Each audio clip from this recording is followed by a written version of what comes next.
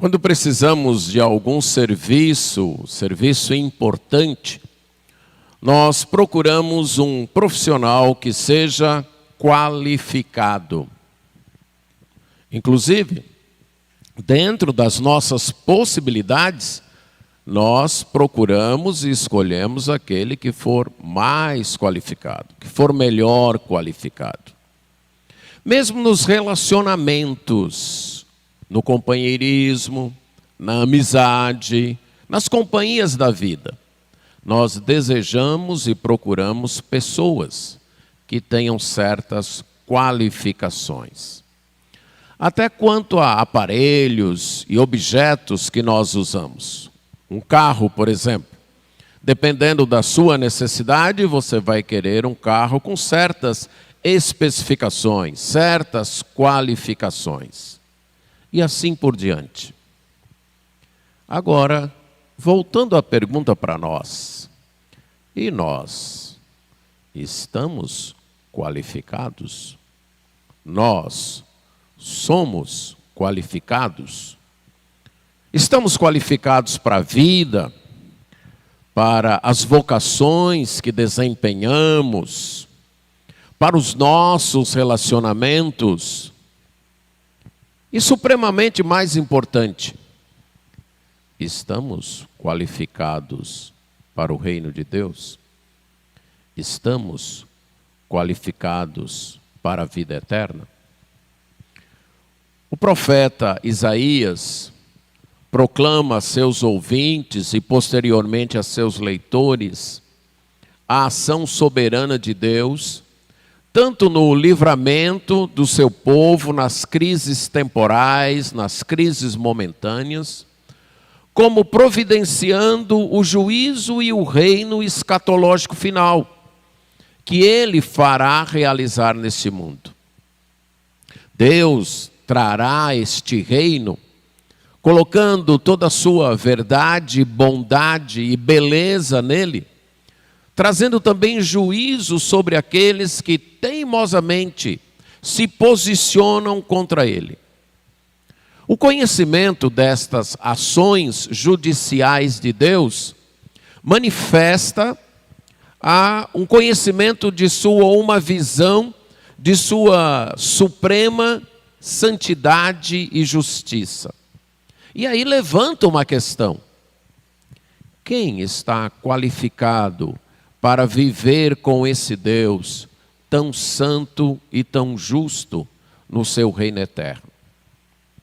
Essa é a pergunta feita no capítulo 33, onde o sexto ai, a sexta advertência em forma de um ai, é apresentada nesta sessão que começou no capítulo 28 e vai até o 35. Nesse capítulo nós temos o ai, aquele recurso retórico muito utilizado pelos proclamadores e escritores da Bíblia para chamar a atenção de seus ouvintes ou leitores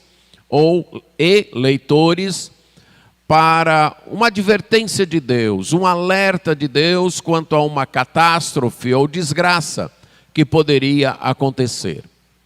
No caso aqui, o alerta que aparece no versículo 1 é contra a Assíria, que na época funcionou como um instrumento de Deus para disciplinar o próprio povo de Deus e também para realizar juízo em outras nações. Só que o tempo da Assíria estava chegando. Na execução deste juízo de Deus, eles também foram arrogantes e desobedientes a Deus. E logo o juízo deles estava chegando, como se diz popularmente, a batata deles também estava assando. Depois disso, Isaías nos dá um clamor por misericórdia da parte daqueles que são tementes a Deus, pedindo o socorro de Deus durante esse tempo em que Deus traz a sua disciplina, traz o seu juízo. Então Isaías apresenta um lamento pelo fracasso das tentativas humanas de resolver a crise, de como eles tentaram lidar com a disciplina de Deus apenas com a força humana, se considerando autossuficientes e autônomos, e fracassaram. Mas também Isaías nos fala da promessa de Deus, de que Deus vai agir para resolver a crise. E esta promessa de Deus agindo, trazendo o juízo sobre a Assíria, despertou nas pessoas que viviam no meio do povo de Deus um certo temor, uma certa pergunta, exatamente a pergunta sobre a qualificação.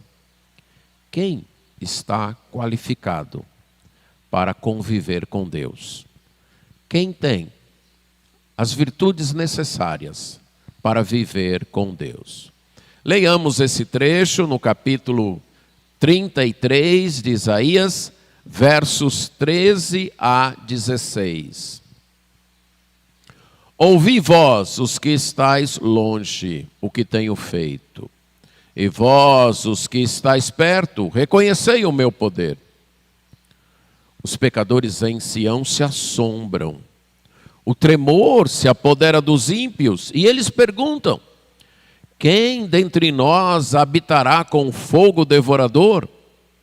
Quem dentre nós habitará com as chamas eternas?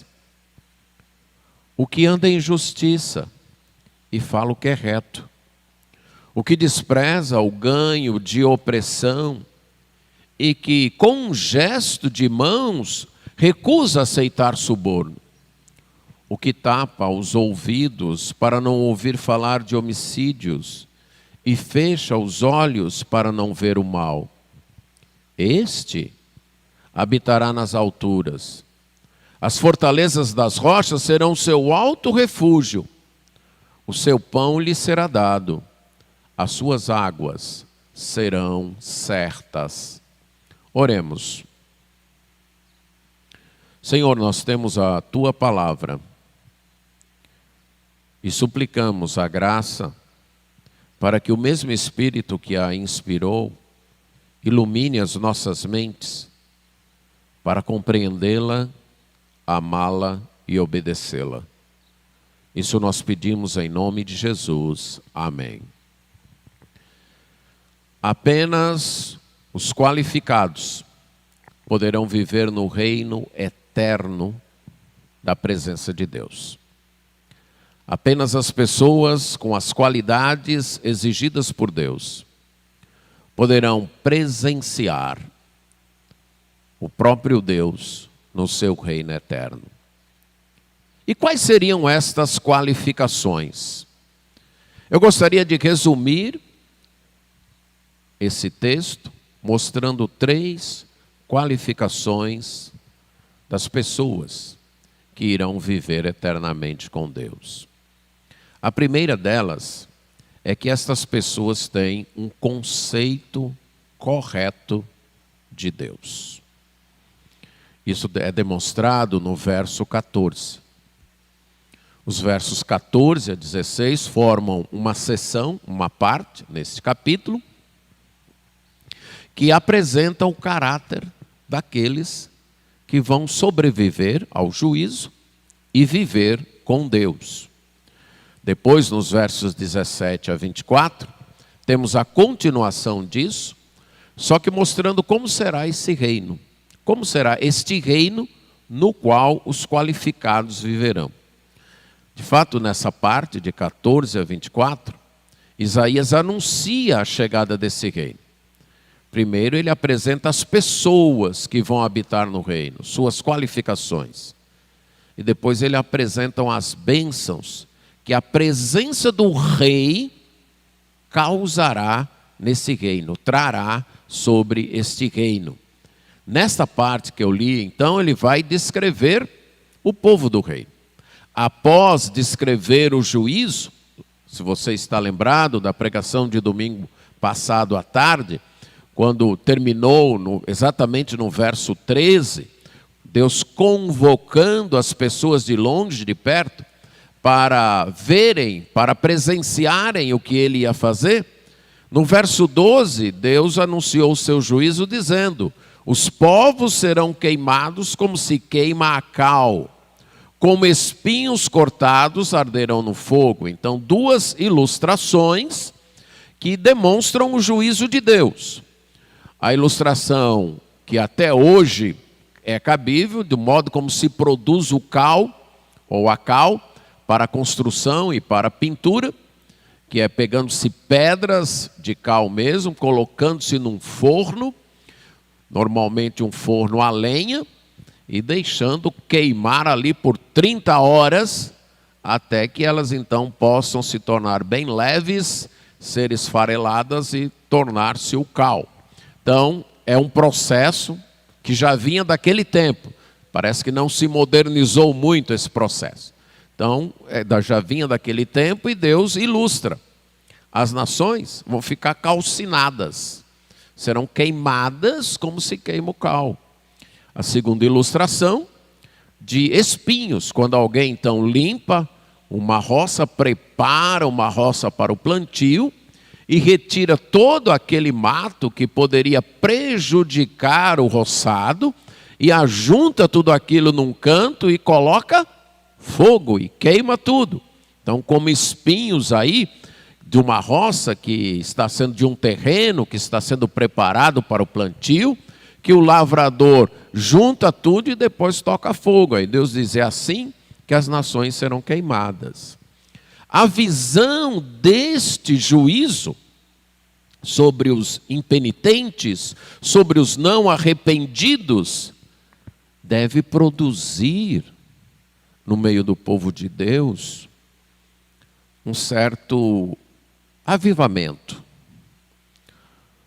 um certo repensar, um certo temor mesmo, um certo assombro, até um certo pavor.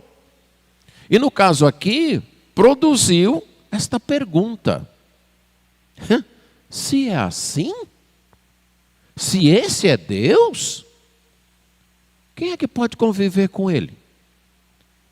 Quem vai poder morar eternamente com Deus? Se esse Deus vai calcinar as nações desse jeito, vai queimá-las como se queima espinhos, quem pode conviver com esse Deus? Aquele juízo anunciado para toda a terra produziu este efeito nas pessoas que moravam em Sião, os pecadores e ímpios de Sião. O juízo de Deus deve produzir um efeito salutar em quem quer acertar a vida com Deus.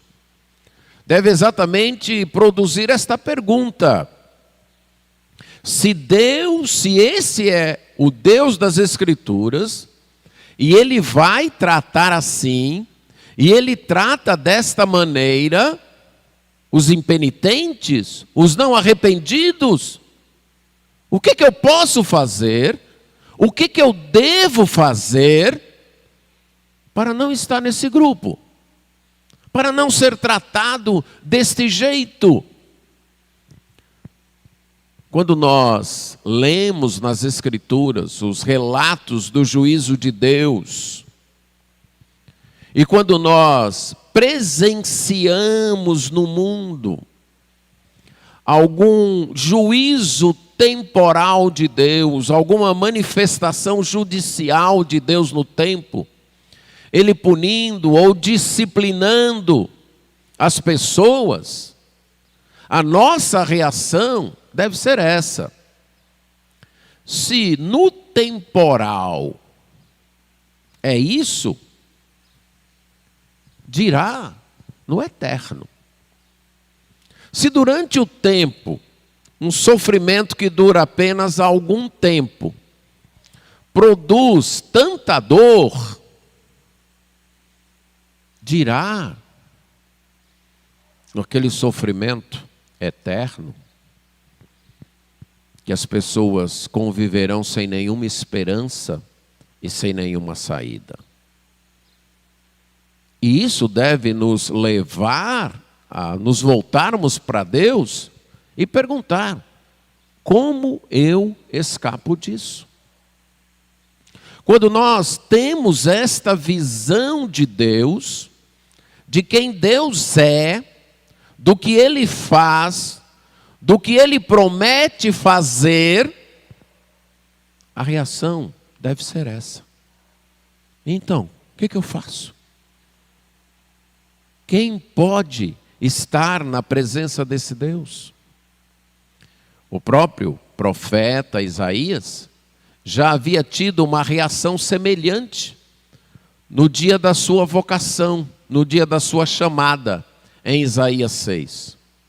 Quando ele contemplou a santidade de Deus, quando ele viu Deus no seu santo trono, quando ele percebeu que até as criaturas perfeitas, como os serafins, não ousavam olhar para Deus, mas o louvavam cobrindo os seus olhos, ele disse: ai de mim, estou perdido, pois eu sou de impuros lábios, e eu habito no meio de um povo de impuros lábios. É esta a reação correta quando se tem um verdadeiro conceito de Deus. No meio do povo de Deus, também há pecadores, há ímpios. E é isso que Isaías diz aqui no verso 14. Os pecadores em Sião, os ímpios. Infelizmente, no meio do povo de Deus, há pessoas que ainda não acertaram a vida com Deus. Há pessoas que estão no meio, mas não são do meio, como disse o apóstolo João. Que estão entre nós, mas não são de nós. Não pertencem a nós. Que talvez até tenham conceito de que está tudo bem. Está indo tudo muito bem. Estou no meio do povo de Deus. Reconheço até que não sigo com toda aquela fidelidade que deveria, mas eu estou ali no meio. Então eu estou seguro.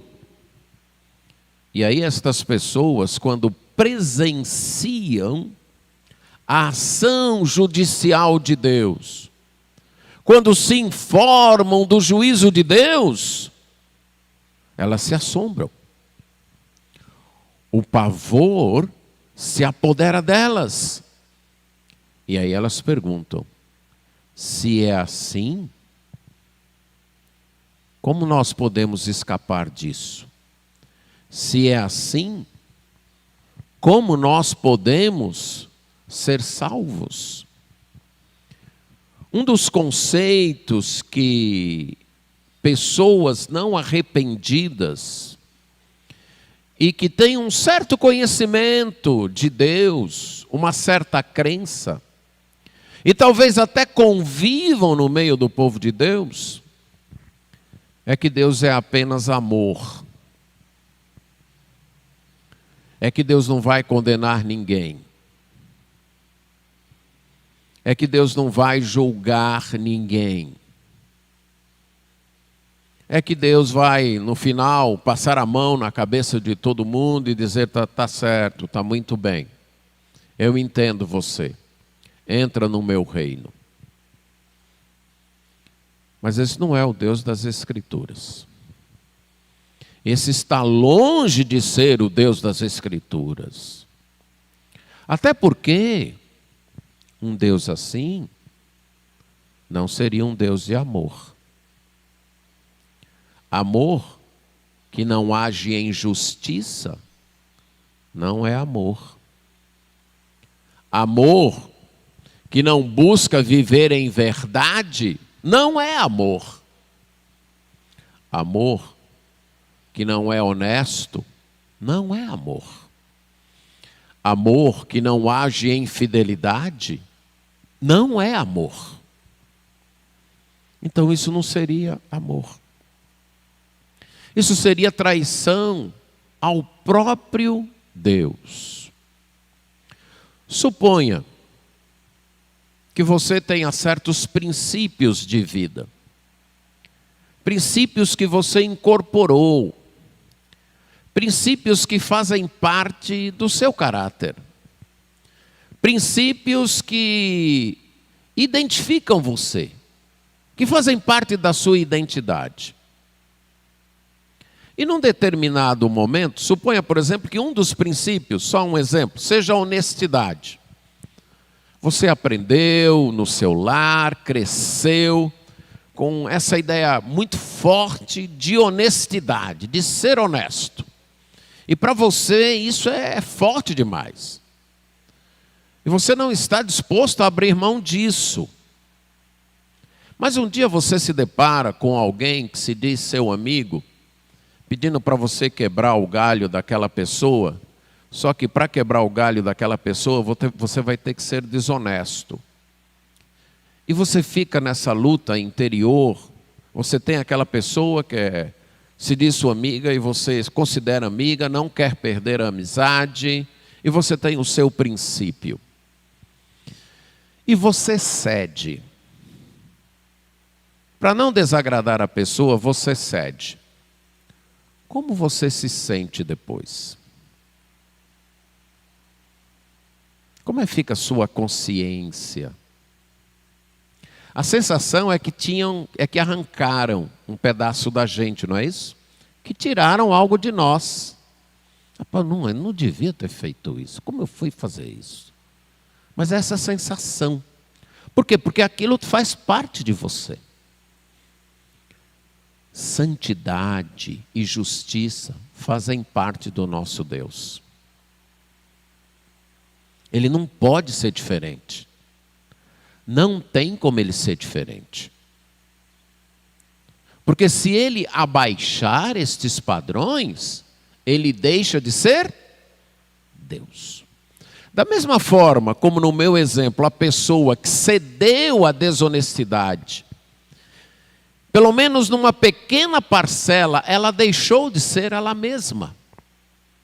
Pelo menos naquele momento, ela deixou de ser ela mesma. Ela traiu sua identidade. Ela traiu seus valores. A mesma coisa com Deus.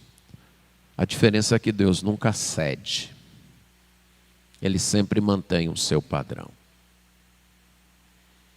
Então, quanto a estas pessoas que convivendo no meio do povo de Deus, mas acalentam seus pecados, sua desobediência a Deus, sua impiedade, e carregam a ilusão de que eu estou no meio do povo de Deus.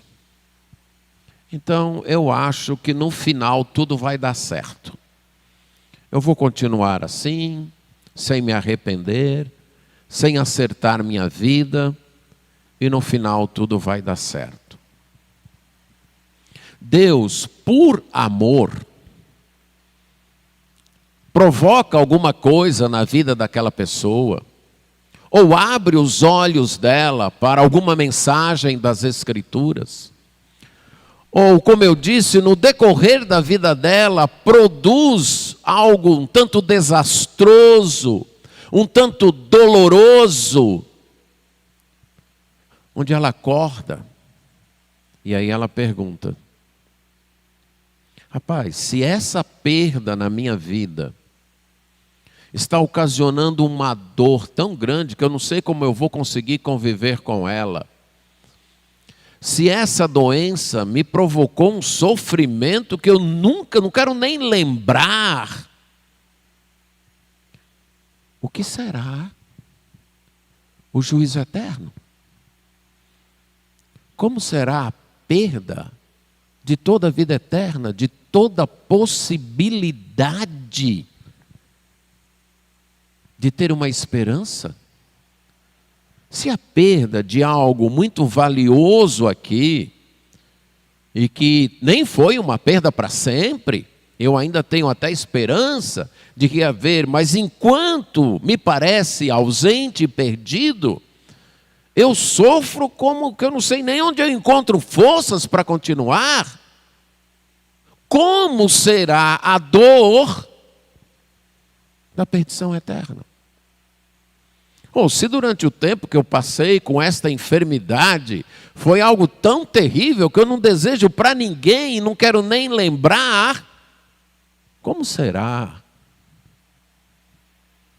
uma convivência eterna com um sofrimento extremamente maior do que esse? São esses momentos de sofrimento intenso, de desgraça na vida, que podem e devem funcionar como a fagulha que acende um avivamento, que nos desperta, que nos alerta. Rapaz, eu preciso acertar a vida com Deus. Eu não posso continuar do jeito que eu estou. Eu tenho que fazer alguma coisa, eu tenho que tomar uma atitude. O que é que eu faço? Nós presenciamos há mais de um ano uma situação semelhante, onde o que nós considerávamos a rotina da vida, o comum da vida, foi tirado de nós. Não vivemos mais como nós vivíamos. Um período em que as perdas através da morte se intensificaram. Creio que nenhum de nós, independente até da idade, viveu um período tendo que conviver com tantas mortes, tendo que conviver com tantas perdas próximas a nós. A morte é comum, claro, mas é uma morte aqui, outra lá na frente, outra acolá. Mas agora não, é quase que toda semana. É um período de juízo temporal. As reações variam. Para alguns, a vida continua a mesma coisa. Isso acontece. Vai passar. Para outros, produzem um desânimo, né? Uma frieza. O pouco de chama que tinha, parece que o juízo apagou. Já em outros, produzem um alerta. É como uma pancada que acorda. Opa, a vida não é brincadeira não. A morte está chegando para um, está chegando para outro, uma hora ela chega para mim. E aí? O que vai ser de mim? E aí? Como eu estou? Foi esta a reação destes pecadores e ímpios. E aí eles perguntam: quem dentre nós habitará com o fogo devorador? O fogo devorador aqui não é o juízo de Deus, mas é o próprio Deus. E essa é uma linguagem que a Bíblia utiliza, de falar de Deus como fogo devorador. Veja lá Hebreus capítulo 12.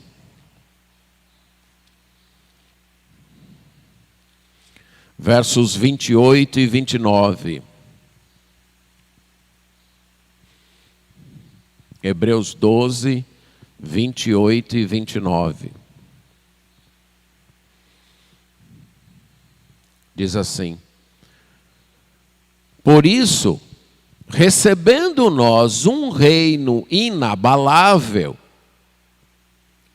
retenhamos a graça pela qual sirvamos a Deus de modo agradável, com reverência e santo temor, porque o nosso Deus é fogo consumidor, fogo devorador. O nosso Deus é amor? É um amor que consome. É um amor que devora. Tem vários pais aqui que amam seus filhos, pais e mães. Suponha que você perceba em seu filho uma atitude que vai destruir a vida dele. Você percebe, você claramente sabe que aquela atitude vai destruir a vida dele ou dela. Qual é a sua reação? Eu amo meu filhinho, eu amo a minha filhinha, eu não vou contrariá-lo não. Eu vou deixá-lo com essa atitude. É essa a reação? É? Você está com seu filhinho, sua filhinha saindo da igreja. E ele viu o coleguinha do outro lado. E ele quer atravessar correndo a rua para ir brincar com o coleguinha. E ele começa a chorar pedindo. Aí você deixa. Não, meu filhinho está pedindo. E eu o amo. E eu vou deixar, mesmo sabendo que pode passar um carro ou uma moto e acabar com a vida do meu filhinho. O seu amor permite isso? O seu amor faz o quê? Agarra. Se ele já vai um pouco distante, pode até puxar pelos cabelos. Ou não é? Isso é maldade? Isso é o quê? Amor. Isso é amor que devora. Isso é amor que se sente dono. Isso é amor que cuida. Isso é amor que zela. E se não for isso, pode ser chamado de amor? Tá bom, meu filho, vá. Agora, se um carro passar aí e pegar você e acabar, paciência. Isso é amor? É? Não é. Nosso Deus é amor. Mas é um amor que é fogo devorador. É um amor que zela. E zela acima de tudo por sua santidade. Então a pergunta é: quem dentre nós vai habitar com esse Deus? Com esse Deus que é fogo devorador, com esse Deus que é fogo consumidor. Quem vai poder habitar com essas chamas eternas? Quem vai poder conviver com esse Deus extremamente zeloso e santo, e que zela pelo que é correto e pelo que é direito, de modo que ele pode consumir qualquer coisa que ofenda esse seu caráter, essa sua santidade. Agora, não está errado em pensar que este fogo se transforma em juízo, porque o próprio profeta Isaías, no capítulo 10, no verso 17, afirma isso. Porque a luz de Israel virá a ser fogo, e o seu santo como labareda, que abrase e consuma os espinheiros e os abrolhos da Assíria num só dia. Você pode pensar que várias coisas são assim na vida. Pense numa lâmpada que ilumina. Está escuro, você acendeu essa lâmpada e ela está iluminando. É uma bênção? Aí você acha a lâmpada tão bonita que você resolve ali, depois de meia hora ela acesa, ou uma hora, você resolve pegar na lâmpada. E aí o que acontece? Queima. A luz se transforma em fogo, queima. Suponha que você esteja num dia aí na Chapada do Araripe, passando uma noite com seus amigos, tendo uma aventura. E está frio e vocês resolveram fazer uma fogueira. Oh, que bom, agora o fogo nos aquece. Mas você ficou tão encantado com aquele calor que resolveu se jogar dentro do fogo. E aí? Vai ficar bem aquecido, né? Tão aquecido que vai queimar. O fogo que aquece também destrói. A eletricidade é uma coisa boa? É? E por causa disso você lida com a eletricidade de qualquer jeito, sem nenhum cuidado? É assim? Não. Assim é nosso Deus. Ele é amor. Ele é luz que ilumina. Ele é calor que aquece. Mas ele também queima. Ele também destrói. Ele também devora. Essa pergunta já havia sido feita nos Salmos, nos contextos do culto. Quando a pessoa ia para o templo, Salmo capítulo 15, o Salmo número 15, e muitas vezes ela se perguntava, ou através dos cânticos entoados ali no templo, era perguntado: quem, Senhor, habitará no teu tabernáculo? Quem há de morar no teu santo monte? Eu estou me chegando para cultuar a Deus. Então ele ouvia essa pergunta: você está qualificado para isso? Para chegar na presença de Deus e cultuá-lo? Quem é que pode fazer isso? Capítulo 24, também aí do Salmo, Salmo 24, verso 3. Quem subirá ao monte do Senhor? Quem há de permanecer no seu santo lugar? Lembra aí que o templo ficava no monte lá em Jerusalém, exatamente o Monte Sião. E quando as pessoas subiam, ou elas se perguntavam, ou eram lembradas, e era perguntado para elas: quem é que pode adorar esse Deus? Ele é um Deus acessível, sim, mas é um Deus zeloso também. É um Deus de amor, mas é um Deus que é fogo devorador e é chamas eternas. Isso nos faz lembrar a pergunta que os ouvintes de Pedro fizeram no dia de Pentecostes, depois de ouvirem a explanação de Pedro sobre o que estava acontecendo ali. E o que é que a gente faz? É mais ou menos aqui o que essas pessoas estão perguntando.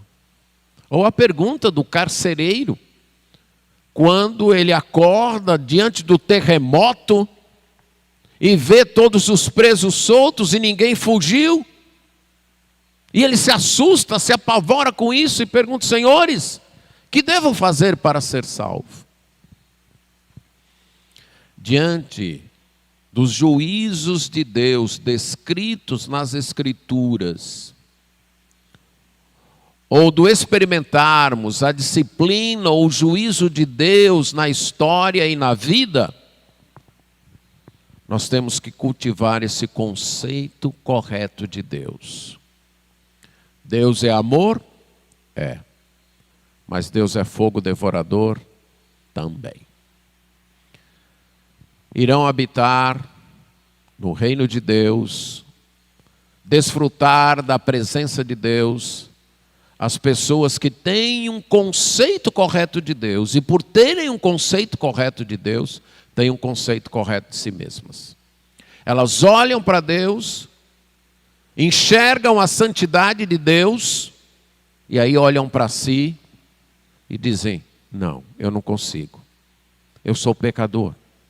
Eu sou impuro. Como eu posso habitar na presença desse Deus? Para habitar no reino de Deus é preciso ter essa consciência de quem é Deus e quem é você. Um Deus santo, justo, e nós somos pecadores que não merecemos nada desse Deus. Mas a segunda qualificação é um estilo de vida que mostra que conheceu esse Deus e foi purificado por Ele. Depois desta pergunta ser feita, no verso 15, Isaías responde com 3 pares de descrição. Forma poética em paralelismo. Ele nos apresenta então que a pessoa que vai habitar com as chamas eternas, a pessoa que vai conviver com Deus, é uma pessoa da verdade. Quem dentre vós habitará com fogo eterno? Quem dentre vós habitará com chamas eternas? O que anda em justiça e fala a verdade. A pessoa que escolheu andar com o que é correto, praticar o que é reto. A pessoa cuja vida reflete a justiça de Deus. A pessoa que fala a verdade. A pessoa que escolhe falar a verdade, ficar com a verdade. Ela reconhece que esse Deus é justo e eu estou seguindo a Ele. Então eu também tenho que agir com justiça. Esse Deus é a verdade e eu estou seguindo a Ele. Então eu também tenho que agir em verdade. A pessoa que reconhece que o respeito e a consideração pela justiça e pela verdade, no final das contas, é respeito e consideração pelo próprio Deus. E que a falha em ser justo e em ser verdadeiro é uma falha contra o próprio Deus.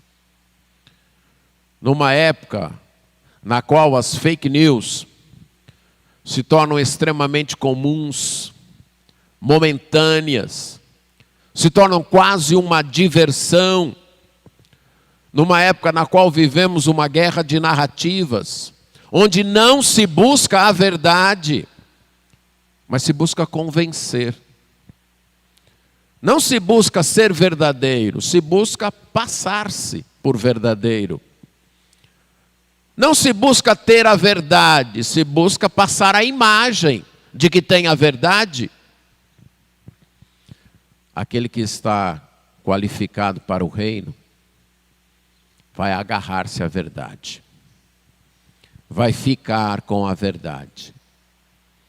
Quer a maioria goste, quer não goste. Quer a maioria aplauda ou não. Quer a maioria esteja convencida de que isso é verdade, quer não. A pessoa vai ficar com a verdade de Deus. Vai reconhecer que no mundo dos homens há mentira mesmo.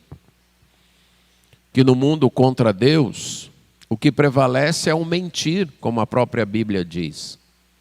E por isso essa pessoa vai procurar conhecer as Escrituras, entender as Escrituras, para quando olhar para a vida, poder enxergá-la através da lente das Escrituras, tendo a palavra que é a verdade como referencial, para saber isso aqui é mentira, isso aqui é verdade. E eu vou ficar com isso aqui. Vida com verdade. Só está qualificado para viver o reino de Deus quem escolhe a justiça e a verdade. Porque o reino de Deus é um reino de justiça e verdade. Mas também honestidade. O segundo para aí, o que despreza o ganho da opressão e com um gesto de mãos recusa aceitar o suborno. Ele rejeita o ganho da opressão, a ideia ganhos desonestos, ganhos movidos pela avareza, pela ganância, ganhos que são frutos de trapaça, de extorsão. Mas é alguém que está tão pronto a dizer não ao suborno, às propostas desonestas, que ele nem fala, com um gesto de mão, ele já despreza. Ele não precisa nem falar. O seu gesto já enfatiza que aquilo não é com ele, que aquilo não pertence a ele, que ele não é desse tipo de gente, desse tipo de pessoa. Ele recebe, sim, propostas para ganhos desonestos, para ganhos injustos. Mas ele diz não. Isso aí não. Porque ele segue um Deus que é honesto. Então, se ele segue um Deus que é honesto, ele procura também ser honesto. Ele foi liberto do amor ao dinheiro. Ele precisa de dinheiro, ele luta para ganhar dinheiro honestamente, ele usa o dinheiro, mas ele não faz qualquer coisa por dinheiro. Porque a partir do momento que a gente faz qualquer coisa por dinheiro, a gente está dizendo qual é o nosso Deus. Quando eu faço qualquer coisa por dinheiro, está claro que o meu Deus é quem? O dinheiro. E saiba disso, o meu Deus é aquilo por quem eu faço qualquer coisa para não perder ou para ganhar. Esse é o meu Deus, certo? Tudo aquilo que eu estou disposto a fazer qualquer coisa, absolutamente qualquer coisa, para ganhar ou não perder, esse aí é o meu Deus. Eu posso até chamá-lo de Deus com D maiúsculo, tá? Eu posso até mascará-lo com uma religião. Eu posso até disfarçá-lo com outros nomes. Mas no final das contas, o meu Deus é aquilo com o que eu me agarro e não abro mão para nada. E estou disposto a tudo por isso. Isso é o meu Deus. E nesse caso, quando eu estou disposto a fazer qualquer coisa, mentir, ser desonesto, trair meus princípios, enganar, extorquir, trapacear, aceitar suborno por dinheiro, o meu Deus é o dinheiro. O meu Deus é o dinheiro. Quando eu traio compromissos por dinheiro, quando eu perco a minha calma por dinheiro, quando eu tento me vingar por dinheiro, quando eu guardo ressentimentos e ódio no coração por dinheiro, está muito claro. Quem é o meu Deus? Não é o Deus das Escrituras.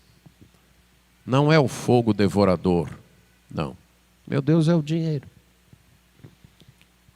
A pessoa qualificada para entrar no reino, ela foi liberta do amor ao dinheiro. Ela está satisfeita com Deus e com tudo que Deus lhe dá. Por isso ela não quer nada desonesto. Ela não quer nada que não lhe seja seu por direito. Ela não vê necessidade de enganar ninguém para conseguir vantagens. Ela diz, eu não preciso disso. Eu tenho meu Deus. Ele cuida de mim. Se ele achar que eu preciso disso, ele vai me dar nos meios honestos, com os meios corretos. Ele vai trazer isso para mim. Eu não preciso de subterfúgios que violem a lei dele, os mandamentos dele, para ter isso. Eu não preciso. Eu estou satisfeito com o meu Deus. Eu confio nele. Eu creio que se ele achar que eu preciso de mais dinheiro, ele mesmo vai providenciar os modos e as maneiras honestas, adequadas, para que eu tenha. Então sigo satisfeito com ele. O terceiro par fala de alguém que tapa os ouvidos para não ouvir falar de homicídios e fecha os olhos para não ver o mal.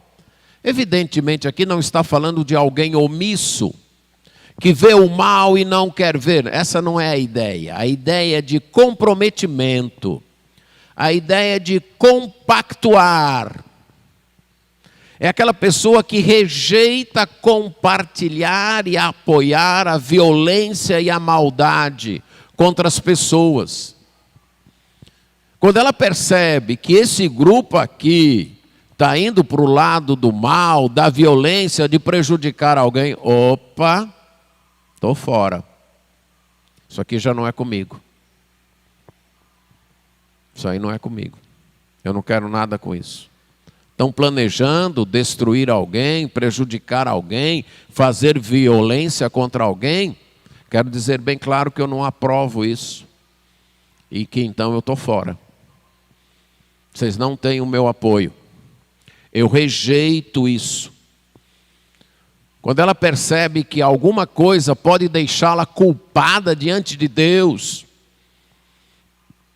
pode fazer com que ela prejudique alguém, faça o mal a alguém, ela já exclui isso da sua vida, ela tapa seus ouvidos para essas ideias, ela fecha os seus olhos porque ela não quer compartilhar com isso. Quero não.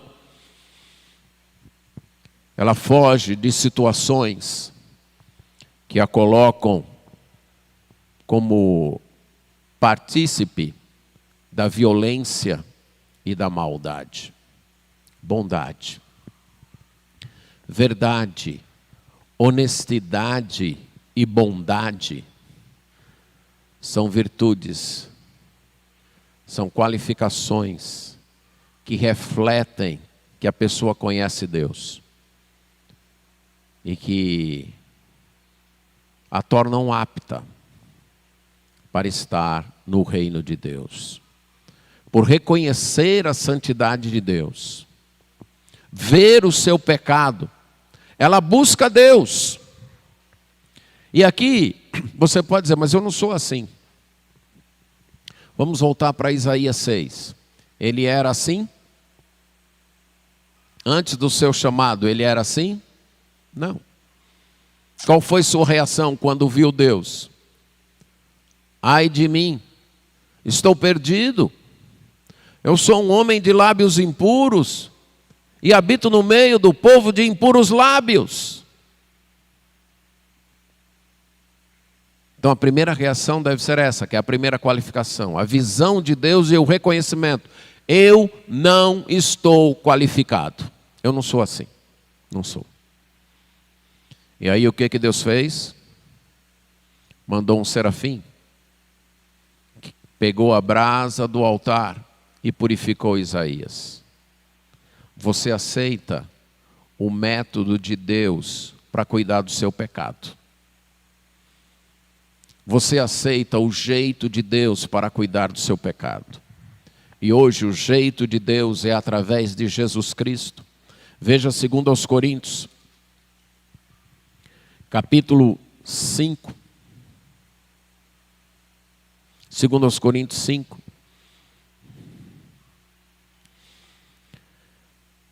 Vamos ler 18 a 21. Ora, 2 Coríntios 5, de 18 a 21. Ora, tudo provém de Deus, que nos reconciliou consigo mesmo por meio de Cristo, e nos deu o ministério da reconciliação. A saber, que Deus estava em Cristo, reconciliando consigo o mundo, não imputando aos homens as suas transgressões. E nos confiou a palavra da reconciliação. De sorte que somos embaixadores em nome de Cristo, como se Deus exortasse por nosso intermédio. Em nome de Cristo, pois, rogamos que vos reconcilieis com Deus.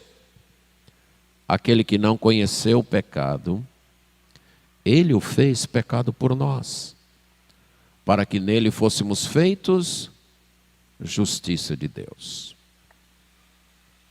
Então você sabe que Deus é fogo devorador. Você sabe que você é pecador. Aí você conclui, eu estou perdido. Como é que eu posso entrar no reino desse Deus? Aí Deus diz, você tem que ser verdadeiro, honesto e bom. Eu não sou. Aí Deus diz, eu mandei o meu filho. E ali na cruz, Ele pagou pelos teus pecados. Eu peguei a tua impureza, a tua injustiça, a tua mentira, a tua violência, a tua maldade, a tua desonestidade, o teu falar mentiroso, caluniador. que prejudicou muita gente, eu peguei isso e botei nas costas do meu filho, para que ele pagasse. E quando você faz então aquela súplica que Isaías fez, ai de mim, Senhor, estou perdido. Então, da mesma forma que o serafim traz a brasa, trouxe a brasa e tocou os lábios de Isaías, eu pego a justiça do meu filho e coloco em você. E você é feito justiça de Deus. Só que isso muda a tua vida. Você não continua do mesmo jeito. Vá agora para 1 Coríntios.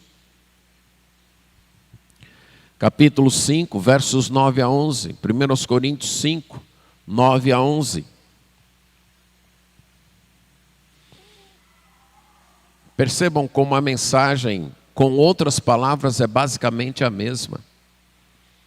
Ou não sabeis que os injustos não herdarão o reino de Deus?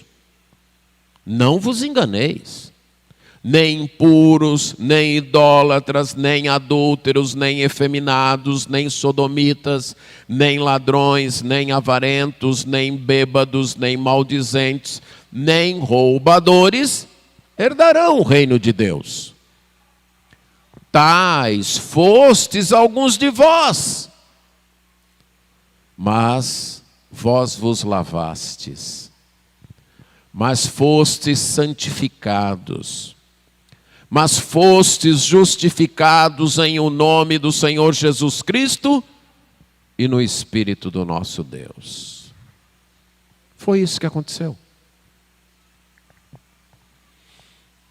Houve um passado na vida de quem segue a Deus. Houve um passado de mentira, de desonestidade, de violência. Houve um passado assim. Mas um dia, pela graça, por pura graça, esses pecados foram colocados em Cristo e a justiça de Cristo foi colocada na pessoa. E ela não continuou do mesmo jeito. Ela passou a ser qualificada. O que caracteriza a vida dela agora é exatamente a verdade, a honestidade e a bondade. Não pode mais continuar do mesmo jeito. Então, eu viver cantando que Cristo me salvou, e a injustiça, a mentira, a desonestidade, a violência, a maldade continuarem marcando minha vida, isso é mentira.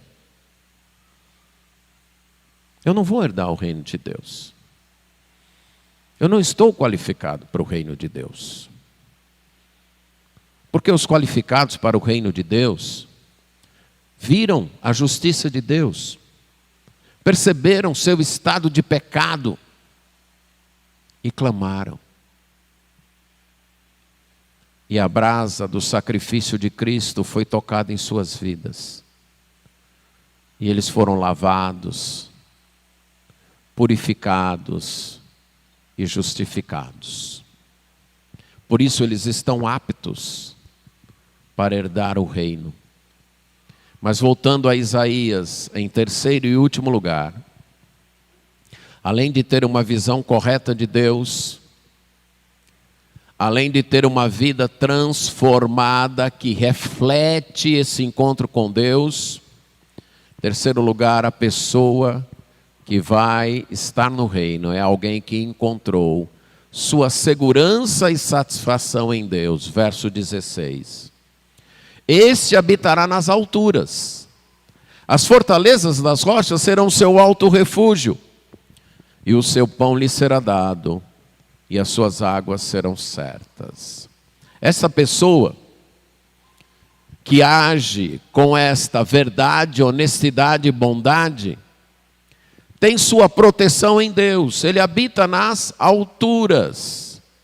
O verso 5 desse mesmo capítulo diz que Deus é aquele que habita nas alturas. Então a pessoa que habita nas alturas é a pessoa que habita com Deus, que anda com Deus, que fez de Deus seu refúgio. Ela não confia nela mesma. Ela já se deparou com fogo devorador e sabe que diante dele ela não é nada. E ela depende exclusivamente dele. Foi ele que a purificou. Foi ele que a transformou. E sua segurança depende dele. Ela sabe que não é aquilo que ela segura que lhe dá segurança, mas aquele que a segura é que lhe dá segurança. É esse Deus que a pegou e a levou para o lugar de proteção. Ela ainda não chegou ao reino. Ela ainda caminha nesse mundo cheio de perigos, desafios e problemas. Mas ela sabe que sua segurança não está em nada que ela faça ou deixe de fazer, mas está naquele que habita no alto e no sublime, que fez por ela, que a purificou, que a lavou, que a justificou e que está com ela e que tem prometido que vai levá-la até o reino. É nisso que está a sua segurança. Diante dos problemas, das perdas, das tristezas da vida, ela não se abate a ponto de desistir e desanimar, porque ela enxerga um futuro que Deus prometeu para mim. E Ele me habilitou para ir para esse futuro. Ele me habilitou para esse reino. Então, mesmo chorando, sofrendo e doendo, eu continuo olhando para o reino. E continuo caminhando. E continuo prosseguindo. Porque minha segurança depende dele. Sua satisfação também, sua manutenção também. O seu pão lhe será dado. Aí nos faz lembrar o Salmo 127, 2. Aos seus amados ele o dá enquanto dormem. Por andar com Deus, por ter certeza do reino, ela sabe o que é necessário, Deus vai me dar. Se Ele não me der, é porque não é necessário. Ou pelo menos não é necessário ainda. Mas o que é necessário, Ele vai me dar. A satisfação lhe será dada. Não é que será conquistada, será dada. E sua água será garantida. Está certo. Ela sabe que o nosso Deus, segundo a sua riqueza em glória, há de suprir cada uma das nossas necessidades. Qual é seu estilo de vida? Isaías vai continuar dizendo que essa pessoa um dia vai olhar e ver o rei. Nós vamos tratar disso à tarde. Mas é essa pessoa que viu Deus agora, que vê Deus agora como fogo devorador, olhou para si mesma e disse: não tenho condições. Aceitou o modo de Deus purificar, e isso mudou sua vida. E aí ela vive em verdade, em honestidade e em bondade, lutando cada dia da sua vida, dizendo não à mentira, dizendo não à injustiça, dizendo não ao ganho desonesto, dizendo não à violência, dizendo não a prejudicar aos outros, porque ela anda com esse Deus. E esse Deus é a sua segurança e a sua satisfação. Ela não precisa de meios injustos, mentirosos, desonestos, violentos, para lhe garantir sua segurança e manutenção. Ela segue a esse Deus. E ela sabe que um dia seus olhos verão o fogo devorador sem que ele a devore. Que ela habitará com as chamas eternas, sem que ela seja consumida. E sim, apenas desfrute da luz e do calor destas chamas. É este que vai habitar com Deus.